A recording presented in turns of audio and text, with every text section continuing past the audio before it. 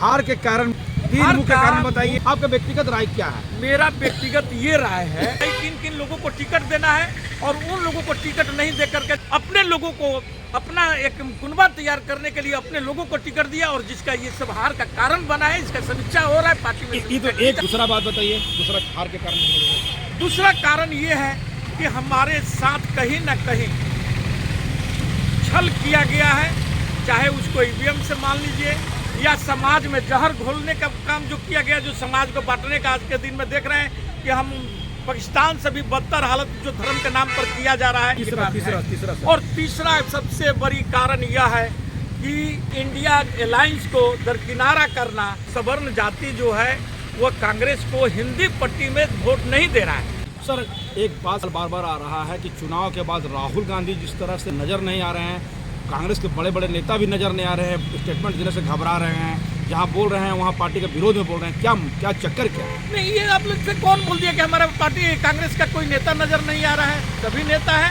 राहुल गांधी जी 2 दिन के लिए मतलब कि निकले हैं और वो आते हैं। अब 17 दिसंबर मीटिंग को रखा गया, उसमें अभी का बयान आ रहा है। दिग्विजय सिंह का बयान देख लीजिए। दिग्विजय सिंह भी चुनाव पर सवाल उठाए हैं, कमलनाथ जी सवाल उठाए। हमारे सब सीनियर नेता हैं कांग्रेस का और ये लोग सब लोग सवाल उठा रहे हैं और एक सुर में सवाल उठाए हैं कि भाई जनता हमें वोट दिया है और ये वोट चुनाव आयोग के वेबसाइट पर जाकर के देखिए कि 4 करोड़ 91 लाख वोट हमें मिला है और भाजपा को 4,81,000 वोट मिला है। हमको सीट नहीं मिला है और इस सीट में गड़बड़ी हुई है। सवाल ले लिए सर आप जब ठीक बोल रहे हैं।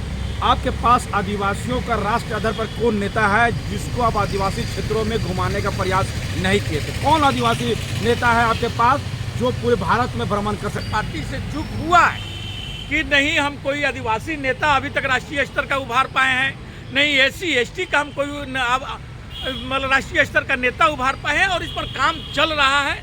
और जब ये पुराने लोग थोड़ा हटे, आदिवासी चेहरा में हम लोग अभी भी आगे लेकर के चल रहे हैं। हेमंत सोरेन जी को लेकर के चल रहे हैं, झारखंड मुक्ति मोर्चा से है, लेकिन हम लोग राष्ट्रीय स्तर पर इनको उभारने का प्रयास कर रहे हैं। हमारे पार्टी में कोई राष्ट्रीय स्तर का कोई आदिवासी नेता नहीं उभार पाए हैं और आदिवासी में ही नहीं, हम SC ST में भी नहीं उभार पाए हैं, OBC में भी नहीं उभार पा रहे हैं। लेकिन इसके लिए राहुल गांधी जी प्रयत्नशील हैं।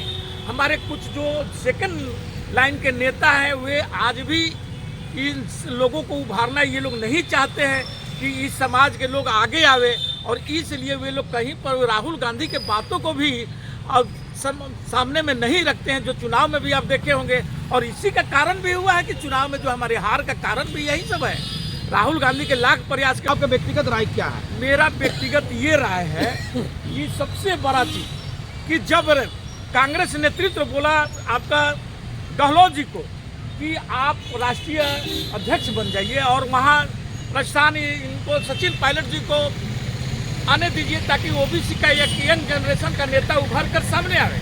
लेकिन गहलोत जी इस बात को नहीं माने और उन्हें विश्वास था कि हम चुनाव जीत करके फिर मुख्यमंत्री बन जाएंगे और वो राहुल गांधी जी का भी बात नहीं सुनना चाह रहे थे, उनके बातों को भी दरकिनार किए। और इसका कारण है कि राजस्थान हमारे वही हाल कमलनाथ जी ने भी किया। कमलनाथ जी को सारे रिपोर्ट दिया गया कि भाई किन किन लोगों को टिकट देना है और उन लोगों को टिकट नहीं दे करके दिग्विजय सिंह और कमलनाथ जी ने अपने लोगों को अपना एक कुनबा तैयार करने के लिए अपने लोगों को टिकट दिया और जिसका ये सब हार का कारण बना है। इसका समीक्षा हो रहा है पार्टी में। ये तो एक दूसरा बात बताइए, दूसरा हार के कारण। दूसरा कारण ये है कि हमारे साथ कहीं न कहीं छल किया गया है, चाहे उसको ईवीएम से मान लीजिए या समाज में जहर घोलने का काम जो किया गया, जो समाज को बांटने का आज के दिन में देख रहे हैं कि हम पाकिस्तान से भी बदतर हालत जो धर्म के नाम पर किया जा रहा है। जबकि सब लोग जान रहे हैं कि धर्म के नाम पर ही पाकिस्तान आज बिखरा हुआ है, वहाँ पर भी कट्टरता था धर्म के नाम पर और आज वही बीज भारत में भी बो दिया गया है। प्लस यहाँ जातीयता का भी जो भाजपा ने बीज रोपा है, कहीं बोलता है कि गैर जाटो, दलितों को बोलता है कि गैर जाटो दलित हमें चाहिए और OBC को बोलता है कि गैर यादव हमको OBC वोट चाहिए। ये सब क्या है? ये समाज को बांटने का, जात को बांटने का, धर्म के नाम पर बांटने का। और तीसरा सबसे बड़ी कारण यह है कि इंडिया अलायंस को दरकिनारा करना ये कांग्रेस के लिए बहुत बड़ा महंगा पड़ा है। अगर यदि वे हमारे छोटे छोटे जो भी हमारा इंडिया अलायंस के लोग थे उन लोगों को 2-4 सीटें यदि दिया जाता और मिला करके यदि हम ये चुनाव लड़ते, जो बात आगे चल रहा था और राहुल गांधी जी का ये विचार भी था, लेकिन हमारे जो बुजुर्ग जो सीनियर नेता हैं जो राहुल गांधी का भी बात को नहीं सुनते हैं, उस समय से 18-19 के चुनाव में हारने के समय में जब राहुल गांधी जी इस्तीफा दिए थे और इस्तीफा देने के बाद में वे सोचे थे कि जितने भी नेता हैं लोग प्रदेश स्तर का या केंद्रीय स्तर का वे लोग इस्तीफा देंगे, लेकिन किसी ने भी राहुल गांधी के अलावा किसी ने इस्तीफा नहीं दिया। इससे ये साबित होता है कि राहुल गांधी को भी कांग्रेस में बात लोग नहीं मान रहे और इसका नतीजा कांग्रेस को भुगतना पड़ रहा है। दलितों का, आदिवासियों के बहुल क्षेत्र जो रिजर्व थे और महिलाओं ने जहां ज़्यादा वोट दिया वहां पर आपके हार का क्या कारण है, इस पर बात करता हूं मैं सर। हार का कारण तो ये कि आपका आदिवासी का भी आपका मामला है। जैसे हम छत्तीसगढ़ में हम ले उठा करके देख लीजिए, छत्तीसगढ़ में हमारा 3-4 आदिवासी समाज का जो क्षेत्रीय पार्टी था और वे लोगों ने कुछ सीटों का मांग किया था, लेकिन बघेल साहब और एक और हमारे टी राजा साहब जो है जो कि उप मुख्यमंत्री भी वहाँ के बने थे, ये वहाँ चलने नहीं दिए, उन लोगों को साथ में नहीं लाए और इसलिए आदिवासी वोट कटा और वहाँ पर हमारा जो 25-30 सीटों का जो नुकसान हुआ और इसका कारण हमारा छत्तीसगढ़ भी बिगड़ा है। वही कारण पड़ रहा है मध्य प्रदेश में भी कुछ आदिवासी बहुल क्षेत्र है, वहाँ के भी क्षेत्रीय नेताओं को, आदिवासी नेताओं को हम साथ में नहीं मिला पाए।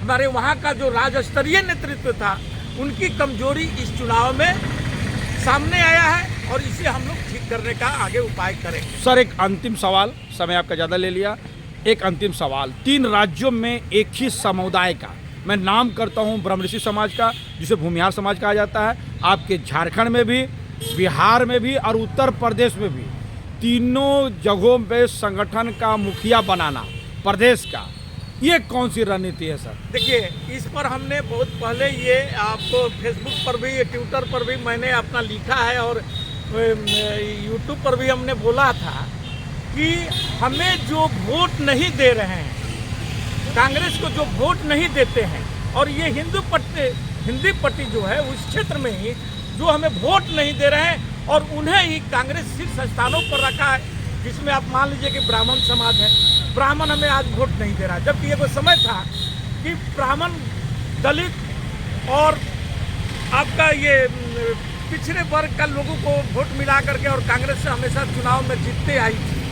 लेकिन आज वे समाज हमसे छिटक गया, जब उसमें सबसे बड़ा ब्राह्मण और आज भी उत्तर प्रदेश में ठाकुर बोले जाते हैं, ये लोग हमारे कभी वोट बैंक नहीं रहे हैं, वे हमसे छिटके हुए हैं। और ये छोटे छोटे और भी कास्ट समाज के लोग, ये जो सवर्ण बोला जाता है, सवर्ण जाति जो है वो कांग्रेस को हिंदी पट्टी में वोट नहीं दे रहा है, लेकिन हम उनको ही सर्वे सर्वा बना करके रखिए। ये हमारे कांग्रेस को अब सोचना होगा कि ऐसे लोगों को और SC, ST, OBC, दलित जो हमारा कोर वोट बैंक है उनको आगे लावे, तभी हम आगे के 24 का चुनाव भी जीतेंगे। बहुत बहुत धन्यवाद सर। मैं अपना वक्तव्य समाप्त करता हूँ। जय हिंद, जय भारत।